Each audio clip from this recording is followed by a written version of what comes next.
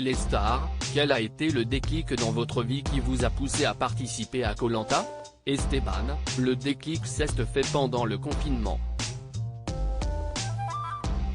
Je regardais Koh-Lanta avec mes enfants et ils m'ont dit papa, qu'est-ce ce que tu attends pour t'inscrire?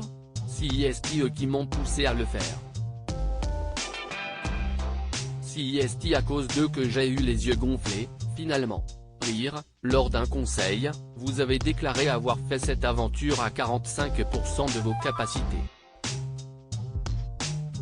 Pourquoi ne pas avoir tout donné? J'ai tout donné.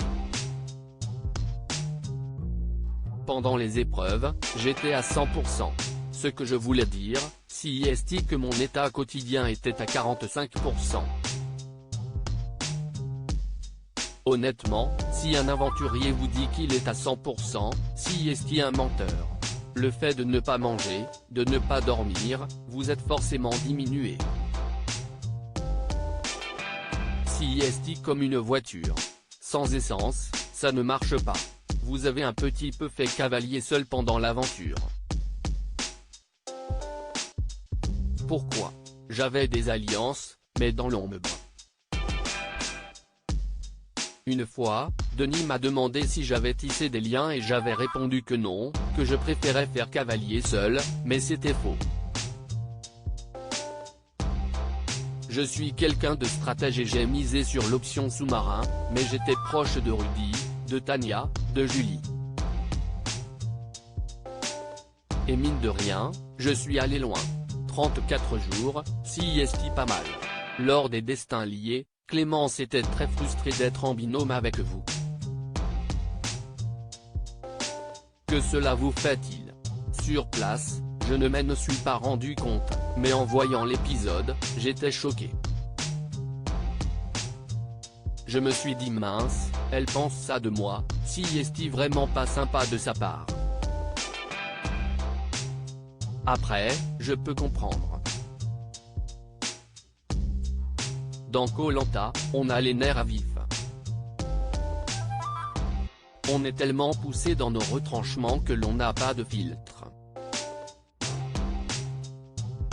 Mais elle n'y a pas été de main morte, ça c'est sûr, surtout quand elle parlait de logique. Elle a dit Esteban n'est pas logique et au final, j'étais bien content de lui faire fermer son clapet en l'affrontant en duel. Je lui ai montré que ce n'est pas pour rien que j'avais été sélectionné pour Koh-Lanta. Chacun a son potentiel. Si le karma, la roue tourne et il faut faire attention à ce qu'on dit. En effet, vous avez remporté votre duel face à Clémence. Pourquoi avoir attendu l'élimination pour faire vos preuves? À ce moment-là, je n'avais plus rien à perdre et je ne pensais à rien. Je n'avais aucune pensée parasite et j'étais concentré sur le jeu. Et puis j'avais une petite dent contre Clémence, même si je ne savais pas à ce moment-là à quel point elle m'avait critiqué. Il y a aussi Grace qui avait dit Esteban et Molasson, et j'avais envie de leur prouver et de me prouver à moi-même que j'étais capable de me dépasser.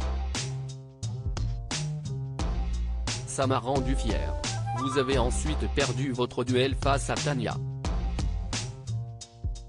Qu'avez-vous ressenti en comprenant que l'aventure était terminée?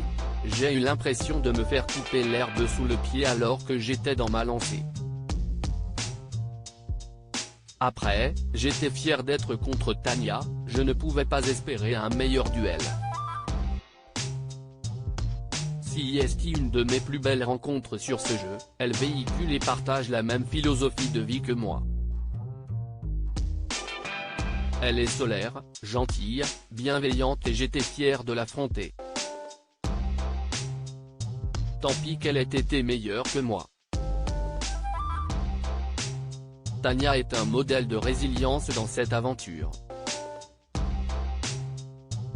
Souhaiteriez-vous qu'elle aille au bout? J'adorerais.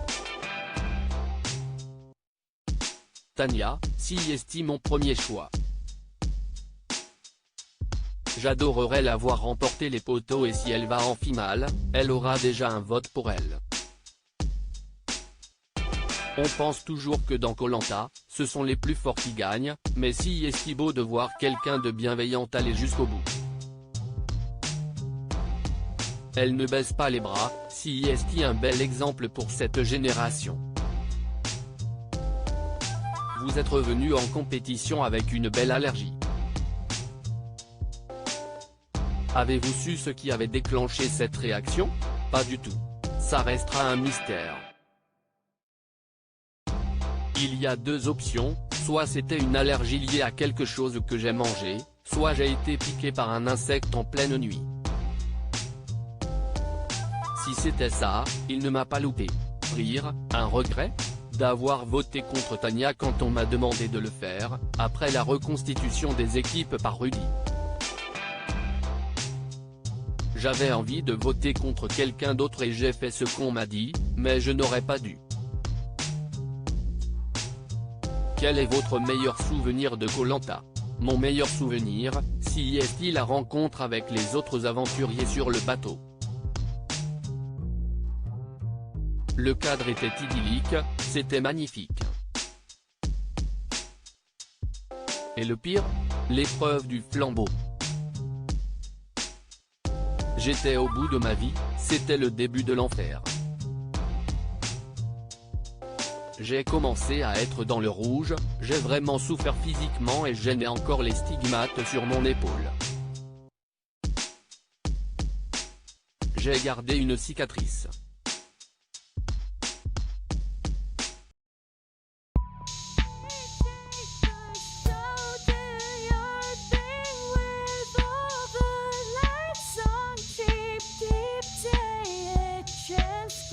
Keep taking a chance.